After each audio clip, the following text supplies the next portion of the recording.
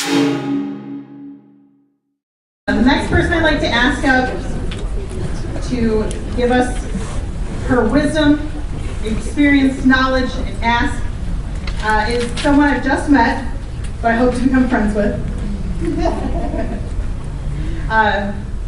Her name is Julisa, and she is the Director of Transgender Outreach with FAIR Michigan.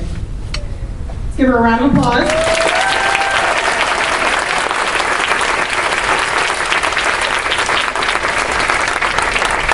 Julisa is a Latina transgender woman from Florida who relocated to Michigan 5 years ago. Oh, you can't. But their loss is our gain. Julisa is a polished, honest, and outspoken advocate for the LGBTQ community, as well as an equality, as well as issues that face the transgender community, including housing, education, victims assistance, healthcare, and violence reduction. She is fluent in 3 languages, including Spanish and Portuguese. We'll request English. I know I am singularly, anyway. So, Julisa knows that advocacy, outreach, and education are the foundation for a stronger, safer, and more vibrant transgender community. Please welcome Julisa Abad.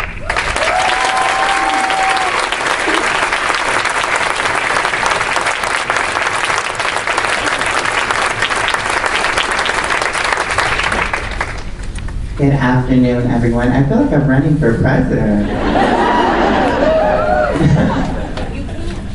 Okay, so I guess everybody's wondering why I came here. I came here 5 years ago from Tampa, Florida. I had 2 friends that were here, and I was looking for employment.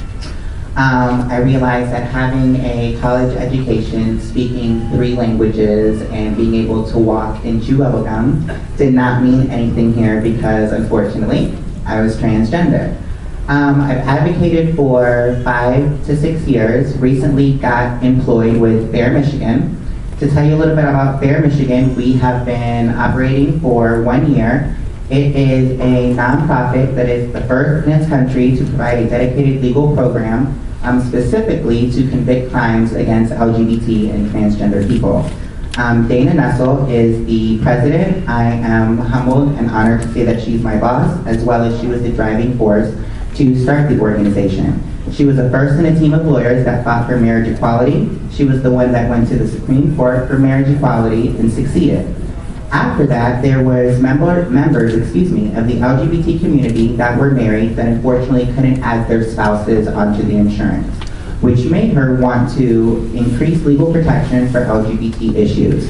Right now, under the Constitution, our protective laws are race, color, national origin, and religion. She joined forces with Kim Worley, which is our prosecutor in the Detroit Wayne County Prosecutor's Office. She's a strong advocate and ally for our community, and thus far they both came up with the FAIR Michigan Justice Project. The FAIR Michigan Justice Project, again, convicts crimes against LGBT and transgender people. Our slogan is, we work to secure equal protection of the laws based on gender, gender identity, sex, and sexual orientation. So far, we've prosecuted 5 criminals already that have been convicted and have been sentenced, and we have convicted 1 person for extorting a gay male. To tell you a little bit about what I do, I am the Director of Transgender Outreach and Advocacy. I help my community with everything from housing, employment, hormone therapy. I've gotten 2 organizations to work with us that now offer hormones free of charge. Thank you.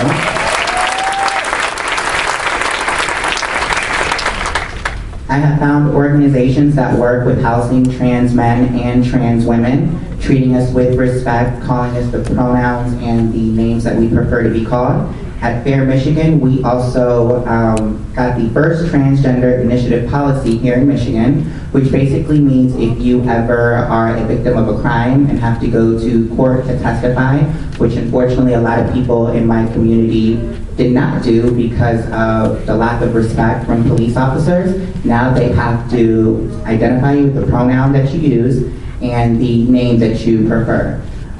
We also have a program with another organization to change gender markers and IDs free of charge for transgender people and trans immigrants as well. Fair Michigan not only convicts crimes, it's not just black and white. My job specifically, my phone rings 24 hours a day, and that is anything from going to pick up victims, helping them testify, being their advocate, going to appointments with them to make sure that the doctors in the facilities are treating them with respect, making sure that they are housed, helping them find employment and organizations to help them reach employment. A lot of issues that my community faces in particular, I don't know if you're familiar with Detroit, 6 Mile and Woodward, unfortunately, is a lot of place where trans people and LGBT people congregate, and unfortunately have to do survival sex work in order to survive. I hate that that is one of the biggest stereotypes in being transgender, but at the same time I understand why, and again it's because of the lack of opportunity, employment, and resources. I unfortunately cannot advocate for my trans sisters of colors to be employed if they've been displaced at a young age and don't even have education. Unfortunately, a lot of them aren't treated with respect because we don't look the same way. I'm fortunate enough to where I have a supportive family. I am on hormones, and if you've never met a trans person or have never interacted with one, you might have a preconceived notion of what trans people are supposed to look like. One thing that we should all start doing is not questioning a trans person's womanhood or manhood, especially in the beginning of their transition.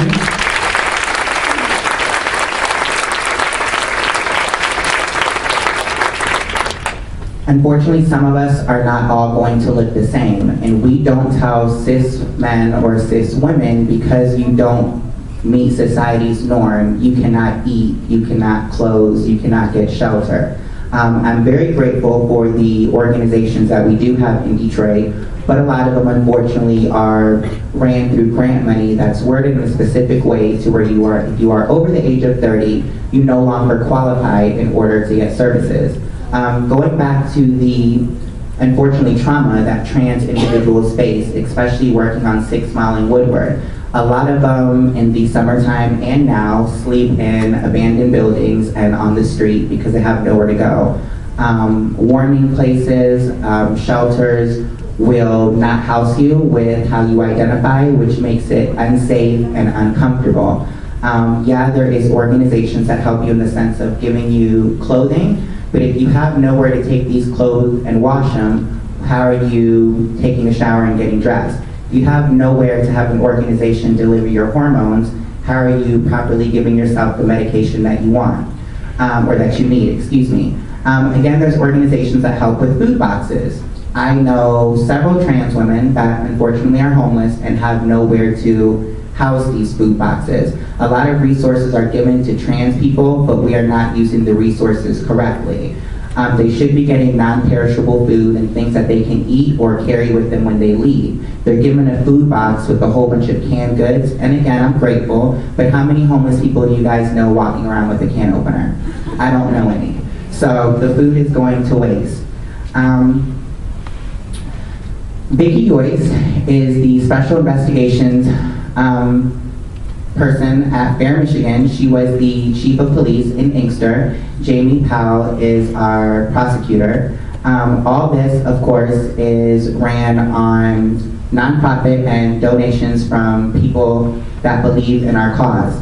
Of course, this can be expensive, which is how I was able to get employment. I am very grateful for Fair Michigan giving me an opportunity to finally have a platform to tell my story and to change resources and organizations as far as how they work for the LGBT and trans population. If you know anybody that believes in the cause, supports the cause, wants to work with us, our table is in the back. You can also look us up online, make any kind of donation or contribution. It would ensure that I continuously have employment, that I can get to these summits and organizations, because unfortunately as a trans woman of color, there is a lot of afflictions and things that I go through myself. Another thing that I wanted to mention is Jocelyn made a very good point as far as solidarity and unity, which doesn't happen alone. We don't all have to agree with our life choices, but as long as we understand that if we work together, we will accomplish more ground and have more greater good for just womanhood in general. Before I transitioned, when the world saw me as an effeminate male, I appreciate how much easier life was for me in the sense of employment. When I transitioned, Julisa Lad still has the same skill set that I had before. I still speak the same languages. I still have the same college education. But now, because I identified with being a woman, I lost all the privilege that I had before. So I just want to make sure that we are very inclusive to our transgender sisters and brothers. Don't only be an ally in the dark, but be an ally in these open spaces. Support us, stand up for what's not right. And just again, thank you so much for allowing me to come, for allowing me to tell my story. If you guys need any more information on Fair Michigan, we're in the back. If you know anybody that is LGBT or trans, again, I help with everything from housing, hormone therapy, gender markers, switching their IDs. I also go to organizations and offer transgender training and competency. I can't even talk, I got tongue-tied. Transgender training and competency on just our lifestyle and what it is that we go through so that you guys can better assist us in everything that we need. So again, thank you so much for coming today.